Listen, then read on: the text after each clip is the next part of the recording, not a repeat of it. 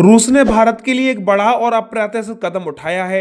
एक ऐसा कदम जो आने वाले दशक में एशिया की हवाई ताकत का चेहरा बदल सकता है। दरअसल रूस ने न सिर्फ भारत के एडवांस मीडियम कॉम्बैक्ट एयरक्राफ्ट यानी एमका प्रोजेक्ट में मदद करने का प्रस्ताव दिया, बल्कि साथ ही अपने स्टेल्थ फाइटर जेट SU-57 के प्रोडक्शन को भी भारत में शुरू करने का ऑफर दिया है। यह प्रस्ताव ऐसे समय में आया है जब भारत और रूस के बीच ऊर्जा सहयोग पर अमेरिका के दबाव की छाया गहराती जा रही है। 16 अक्टूबर को अमेरिकी राष्ट्रपति डोनाल्ड ट्रंप ने दावा किया था कि भारत जल्द ही रूस से तेल खरीद बंद कर देगा, लेकिन इसी के कुछ ही दिनों बाद रूस ने भारत को सैन्य साझेदारी के एक नए स्तर पर ले जाने का संकेत दिया। इसने वाशिंगटन और पश्चिमी दुनिया में हलचल मचा दी, क्योंकि अगर भारत एमका और SU-57 दोनों में रूसी तकनीक जोड़ता है तो उसकी एयरफोर्स न सिर्फ आत्मनिर्भर बनेगी बल्कि स्टेल्थ टेक्नोलॉजी में चीन और अमेरिका के बाद तीसरी सबसे बड़ी ताकत बन सकती है। रूसी रक्षा मंत्रालय के सूत्रों के मुताबिक मॉस्को भारत को SU-57 प्रोडक्शन लाइन का एक हिस्सा ट्रांसफर करने पर विचार कर रहा है। इसका मतलब यह है कि भारत में कुछ कंपोनेंट्स का निर्माण,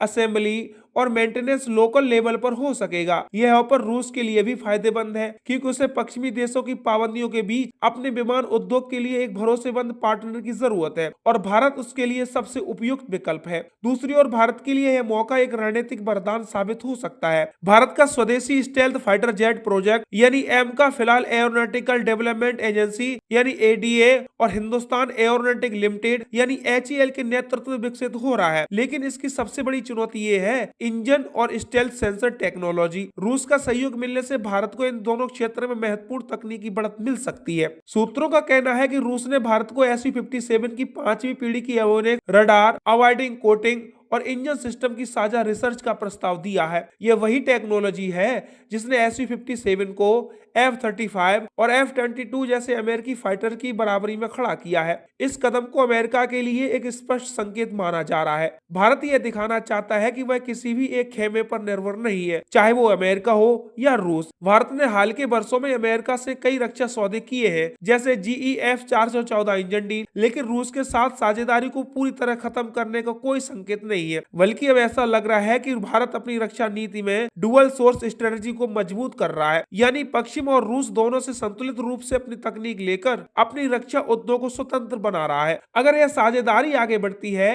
तो भारत को न केवल एमका की विकसित गति को दोगुना कर सकता है, बल्कि SU-57 जैसे अत्याधुनिक विमान को लोकल असेंबली के जरिए अपने पायलटों और इंजीनियरों के लिए एक ट्रैकिंग प्लेटफॉर्म के रूप में भी इस्तेमाल कर सकता है। इससे भारतीय वायुसेना को भविष्य में छठी पीढ़ी के विमान डिजाइन करने की भी आधारशिला मिल जाएगी। रूस के रक्षा विशेषज्ञ का कहना है कि भारत और रूस की रक्षा साझेदारी सिर्फ हथियार खरीद तक सीमित नहीं है। भारत अब उस स्तर पर पहुंच चुका है जहां वह सहयोग के जरिए खुद तकनीक बना सकता है। रूस इस बात को समझता है और इसलिए वह भारत के साथ स्टेल्थ तकनीक, इंजन डेवलपमेंट और एरोडायनामिक डिजाइन के क्षेत्रों में काम करना चाहता है। हालांकि अमेरिका इस पूरे घटनाक्रम को चिंतित नजरों से देख रहा है। ट्रंप प्रशासन के हालिया बयानों से स्पष्ट है कि वाशिंगटन चाहता है कि भारत अपने रक्षा और ऊर्जा सौदों में पश्चिमी देशों पर ज्यादा भरोसा करे, लेकिन रूस का यह ऑफर उस पूरी रणनीति को चुनौती दे रहा है। अब सवाल यह है कि भारत इस मौके को कैसे लेता है। क्या वह रूस के प्रस्ताव को स्वीकार कर एमका और SU-57 दोनों के रास्ते पर एक साथ आगे बढ़ेगा, या फिर अमेरिकी और यूरोपीय दबाव के कारण